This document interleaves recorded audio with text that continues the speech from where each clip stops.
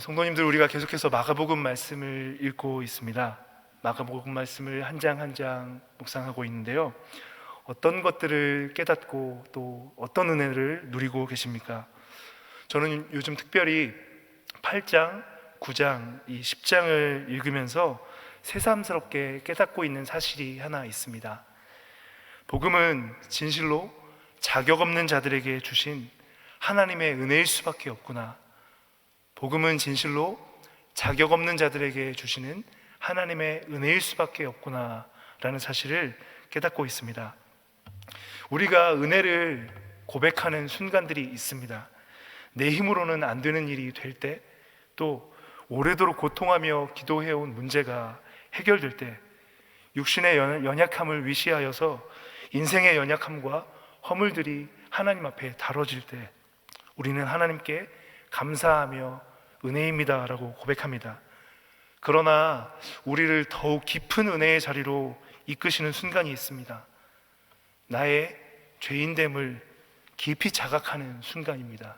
진실로 내가 하나님 앞에서 나의 죄인됨이 드러날 때, 부인할 수 없이 내가 죄인임을 자각하게 되는 순간, 우리는 더욱 깊은 은혜의 고백을 하게 됩니다. 만사 모든 일들이 형통하고 잘 되어 그러할 때에도 하나님께 우리는 은혜를 고백하지만, 우리가 정말 복음 앞에서, 하나님 앞에서 죄인됨을 깊이 자각하게 되는 순간에도 아버지 하나님 앞에 더 깊은 은혜의 고백을 하게 된다라는 것이죠. 여러분, 사도 바울은 로마서 5장 20절 21절에서 이를 두고 죄가 더한 곳에 은혜가 더욱 넘쳤다라고 말했습니다. 무슨 말입니까? 사망 안에서 죄가 왕노릇하는 세상에서 오직 그리스도의 의로 말미암아 은혜가 왕노릇하는 세상을 하나님 우리에게 은혜로 허락해 주신다라는 것입니다. 오늘 본문에서 저는 이 역설적인 은혜, 우리가 죄인됨을 깨달았을 때 하나님께서 발견하게 하시는 은혜가 있음을 보게 됩니다. 32절 같이 읽습니다. 예루살렘으로 올라가는 길에 예수께서 그들 앞에 서서 가시는데 그들이 놀라고 따르는 자들은 두려워하더라. 이에 다시 12제자를 데리시고 자기가 당할 일을 말씀하여 이르시되. 여러분, 예수님은 지금 제자들과 어디로 가고 계십니까? 서두에 예루살렘으로 올라가는 길에 라고 나와 있습니다. 여러분, 오늘 본문 10장 바로 뒤에 11장에 보시면 예수님이 예루살렘의 평강의 왕으로 입성하는 장면이 나타납니다. 그리고 예수님은 최종적으로 예루살렘에 입성하여 어떤 사역을 행하십니까? 십자가 대속 사역을 행하십니다. 여러분, 오늘 본문 10장을 포함하여서 마가복음 8장, 9장, 10장에는 이 십자가의 길로 나아가시기까지 예수님께서 제자들에게 가르치신 내용들이 집중되어 있습니다. 8장 27절을 한번 보십시오. 8장 27절을 보시면 예수와 제자들이 빌립보 가이사랴 여러 마을로 나가실새 길에서 제자들에게 물어 이르시되, 이렇게 나와 있습니다. 또 9장 33절도 한번 보십시오. 너희가 길에서 서로 토론한 것이 무엇이냐, 길에서 토론한 것이 무엇이냐 나오고 있고요. 또 오늘 본문 10장 17절을 한번 보십시오. 부자 청년을 만나는 장면이 나오지요. 여기서도 예수께서 길에 나가실새 한 사람이 달려와서 라고 나와 있습니다. 여러분, 이 마가복음 8장, 9장, 10장은 11장에 예루살렘으로 올라가셔서 십자가를 이루시기까지 그 십자가의 길로 나아가시는 예수님의 길, 그 여정 가운데 제자들과 만나는 일들에 포커스가 맞춰져 있습니다. 그러면서 마가복음이 집중적으로 다루고 있는 한 가지 주제가 있습니다. 십자가의 대속은 제자들을 위시해서 자격 없는 자에게 베풀어 주시는 하나님의 전적인 은혜다라는 것을 마가복음은 드러내주고 있습니다. 여러분, 오늘 마가복음 10장 32절로 34절 앞뒤 문맥 속에 있는 예수님께서 길에서 만난 사람들을 오늘 우리가 아침에는 좀 천천히 살펴보길 원합니다. 이 10장 32절로 34절 앞부분, 10장에서 만나는 모든 사람들의 영적인 상태가 이 사실을, 이 주제를 명확하게 드러내줍니다. 자격이 없는 사람들을, 도무지 십자가의 도라는 이 하나님의 은혜를 깨닫기에 도무지 자격도 없고 능력도 없는 자들을 하나님께서 예수님을 통해서 십자가의 도에 대해서 가르치시고 암시하시고 드러내고 있다는 것을 우리가 읽을 수 있습니다. 여러분, 이 사람들이 보이는 모습들 한번 성경을 보시면서 천천히 따라와 보십시오. 어느 누구 하나 자격이 없는 모습들을 우리가 볼 수 있습니다. 본문 10장 앞부분에 한번 보십시오. 먼저 1절로 12절에는 바리새인들과의 만남이 나옵니다. 여러분, 바리새인들은 이번에도 이혼과 관련된 모세 율법을 핑계로 예수님을 시험하려 죽이려 하고 있습니다. 이번에도 이들은 교활한 의도를 갖고 행동합니다. 왜냐하면 이들이 지금 예수님께 다가와 말하고 있는 것은 세례 요한이 헤롯 안디바와 헤로디아의 결혼을 경책하다가 목베임을 당한 곳입니다. 이곳에서 이들은 의도를 갖고 행동하는 것이죠. 헤롯 안디바의 통치 구역에 오신 예수님을 알고 예수님을 세례 요한과 같이 죽이려 하는 의도로 다가오고 있는 것입니다. 그런데 여러분, 예수님은 이들 바리새인들을 완악하다라고 경책하시지만 십자가의 대속의 이 진리와 구원의 도를 깨우치시고 이들도 회개하여 돌이키게 하는 일에 있어서 예수님이 이들을 배제시키지 않으십니다. 계속해서 하이에나처럼 율법을 핑계 삼아 예수님을 죽이려 하는 이들에게도 예수님은 때때로 서기관들과 바리새인들을 향해서 화 있을지어다 저주하시며 강도 높게 질책하시지만 이들 또한 회개하여 돌아오게 하는 이 길로부터 배제시키시지 않는다라는 것이죠. 예수님은 한 번도 바리새인과 서기관들을 그들과의 만남을 피하시지 않습니다. 여러분, 그런가 하면 이어져서 13절로 16절을 보십시오. 오늘 본문 안에서 긍정적으로 다루고 있는 한 사람이 나오고 있습니다.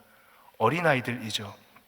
어린아이들은 오늘 예수님께서 하나님을 어린아이들과 같이 따르지 않으면 결단코 천국에 들어가지 못한다라고 하면서 긍정적인 예로 나타나고 있습니다. 그러나 여러분, 십자가의 대속의 은혜를 깨닫고 하나님의 나라에 들어가게 하는 그 과정에 대해서 한번 생각해 보십시오. 어린아이들 또한 예수님께서 만나셔서 축복하시고 은혜를 주시지 않는다면 그 십자가의 대속을 알지 못하고 하나님의 나라에 들어가지 못하는 것은 동일합니다. 이어서 17절로 25절 말씀을 한번 보십시오. 그 유명한 부자 청년의 이야기가 나오고 있습니다. 그는 영생에 대한 사모함이 있었다. 그래서 예수님께 자원하여 나아왔다라는 점에서 특별함이 있습니다. 또한 율법을 다 지켰다라고 예수님과의 대화 가운데 이야기하고 있죠. 이런 그를 예수님은 사랑하여 지켜보셨다라고 오늘 본문은 이야기하고 있습니다. 예수님께서 그를 사랑하셔서 그에게 도전하신 내용 무엇이었습니까? 네가 가지고 있는 재물을 다 팔아서 나눠주고 나를 따르라 말씀하셨죠. 그러나 그는 어떤 태도를 보입니까? 그는 근본적으로 어떤 사람이었습니까? 그는 하나님보다, 하나님의 나라보다 재물을 더 사랑하는 사람이었습니다. 그렇게 그는 근심하며 돌아갔습니다. 그러나 여러분, 이 길달락, 마가복음 8장, 9장, 오늘 길달락의 마지막인 10장에 이르기까지 우리를 가장 깊이 탄식하게 하는 사람들이 있습니다. 우리를 가장 깊이 탄식하게 하고 우리를 그렇기에 깊은 은혜구나, 십자가가 정말 깊은 은혜구나라는 사실을 깨닫게 하는 사람들이 있습니다. 35절로 41절까지 나타나는 제자들의 모습입니다. 37절 말씀 같이 한번 읽어보겠습니다. 여짜오되 주의 영광 중에서 우리를 하나는 주의 우편에 하나는 좌편에 앉게 하여 주옵소서. 여러분, 요한과 야고보 이 형제는 지금 무엇을 구하고 있습니까? 이 세상의 영광과 세상의 권세를 구하고 있습니다. 이게 요한과 야고보만의 문제일까요? 여러분이 41절에 이 요한과 야고보에게 화를 내는 제자들의 모습을 보실 수 있습니다. 이 마태복음에는 이 야고보와 요한의 어머니가 예수님께 구했다라고, 똑같은 내용을 구했다라고 나오는데요, 마가복음에는 어머니 내용은 없지요. 같이 구했는데 마가복음은 이 요한과 야고보가 구했다라는 부분에 포커스를 맞춘 것일 뿐입니다. 같은 사건을 이야기하고 있습니다. 그런데 중요한 것은 41절에 보면 제자들이 그 사건을 두고 화를 냈다라고 이야기하고 있죠. 다른 나머지 제자들도 요한, 야고보와 동일했다라는 사실입니다. 지난주에 우리가 이 마가복음 8장을 다루면서 이 헤롯의 누룩이 이미 틈타 있는 베드로의 모습을 우리가 같이 살폈습니다. 베드로는 입술로는 주는 그리스도이십니다라고 고백했지만 마음속에는 이미 헤롯의 길이 틈타 헤롯의 길을 가고자 하는 열망이 있었던 것입니다. 그렇기에 십자가를 처음 계시하는 예수님을 향하여 항변하면서 예수님을 거스르려 했었던 것이죠. 오늘 9장에서, 오늘 이 본문 10장 앞에 9장에서도 가버나움에서도 십자가의 부활을 예수님이 말씀하시는데, 제자들은 또 그 가운데에서도 네가 크냐 내가 크냐 하면서 싸우는 절망적인 모습을 보여줍니다. 사랑하는 성도 여러분, 오늘 짧은 시간이지만 십자가의 대속의 은혜 앞에 도무지 자격이 없는 인생들의 모습을 우리가 살폈습니다. 이 외에도 복음서 안에 도무지 자격이 없는 자들을 찾아가서 만나주시고 그들을 구원하시고 건져내시는, 또 그들에게 십자가의 구속의 은혜들을 암시적으로 간접적으로 가르쳐주시고 보여주시는 이야기들이 있습니다. 여러분, 저는 특별히 8장, 9장, 10장 마가복음 이 십자가의 도를 예수님께서 계시하시는 장면을 읽을 때마다 마음이 불편함을 느낍니다. 부끄러운 제 속내를 들키는 것만 같습니다. 또 한 가지 저를 절망하게 되고 또 슬프게 만드는 것 중에 하나는, 정말 해 아래에 저를 포함해서 마음을 둘 만한 사람이 없구나, 해 아래에 정말 하나님 말고 마음을 둘 만한 사람이 없구나라는 사실에 외로움과 고독감을 느끼곤 합니다. 그러나 오늘 그러함에도 불구하고 이렇게 가망 없고 자격 없는 자들에게 십자가의 도를 가르치시기를 포기하시지 않는다라는 점에서 우리에게 역설적인 하나님의 은혜가 있는 줄로 믿습니다. 우리 주님, 이처럼 지독하게 죄에 쩔어 있는 우리들, 아무리 둘러보고 또 둘러봐도 십자가의 도를 배우기에 자격이 없고 함량 미달인 자들에게 십자가를 가르치시기를 절대로 포기하시지 않습니다. 사랑하는 성도 여러분, 우리 주님 왜 이렇게 처절하도록 이 십자가를 가르치시는 일을 포기하시지 않는 걸까요? 우리 그리스도인들에게 십자가의 도만이 생명이고 능력이기 때문입니다. 아멘이신가요? 십자가의 도만이 우리 그리스도인들에게 진정한 능력이고 생명이기 때문에 우리의 형편과 우리의 상태가 어떠할지라도 소울 가운데 떨어질 정도로 우리가 문드러진 자들일지라도 그런 우리에게 십자가의 도를 가르치시는 것을 예수님 포기하지 않으십니다. 그것이 오늘 그리스도인 우리에게 진정한 하나님의 은혜인 줄로 믿습니다. 고린도전서 1장 18절은 이를 이렇게 선포합니다. 십자가의 도가 멸망하는 자들에게는 미련한 것이요 구원을 받는 우리에게는 하나님의 능력이라. 아멘. 말씀을 맺습니다. 여러분, 오늘 마가복음 10장을 포함하여서 8장, 9장, 10장에서 예수님은 11장부터 평강의 왕으로 입성하셔서 십자가 대속을 이루시기까지 십자가의 죽음과 부활에 대해서 3번 가르치셨습니다. 첫 번째, 8장 31절에서는 이렇게 가르치셨습니다. 인자가 많은 고난을 받고 장로들과 대제사장들과 서기관들에게 버림받아 죽임을 당하고 사흘 만에 살아날 것을 가르치셨습니다. 그런 가운데 십자가의 길에 대해서 자기를 부인하고 자기 십자가를 지고 예수를 따르는 것이다. 자기 목숨을 내려놓고 자기를 부인하고 예수를 따르는 것이다. 십자가의 도는 그런 것이다 라고 가르치셨습니다. 그런가 하면 두 번째, 십자가의 죽음과 부활을 가르치시는 9장 31절을 보면 또 인자가 사람들의 손에 넘겨져 죽임을 당하고 죽은 지 3일 만에 살아나리라 말씀하시면서 십자가의 도, 사람들의 손에 넘겨지는 것에 대해서 가르치십니다. 여러분, 십자가의 도는 다른 사람들의 손에 자기 인생의 주도권이 넘겨지는 것을 뜻한다 라고 말씀하고 있습니다. 여러분, 이것은 요한복음 21장에 예수님께서 베드로를 다시 만나셔서 베드로를 회복하실 때도 하신 말씀입니다. 요한복음 21장 18절입니다. 내가 진실로 진실로 내게 이르노니 네가 젊어서는 스스로 띠띠고 원하는 곳으로 다녔거니와 늙어서는 네 팔을 벌리리니 남이 내게 띠띠우고 원하지 아니하는 곳으로 데려가리라. 세 번째는 오늘 본문 10장 33절 34절에서 십자가의 도를 가르치십니다. 우리가 예루살렘에 올라가노니 인자가 대제사장들과 서기관들에게 넘겨짐에 그들이 죽이기로 결의하고 이방인들에게 넘겨주겠고 그들은 능욕하며 침뱉으며 채찍질하고 죽일 것이라.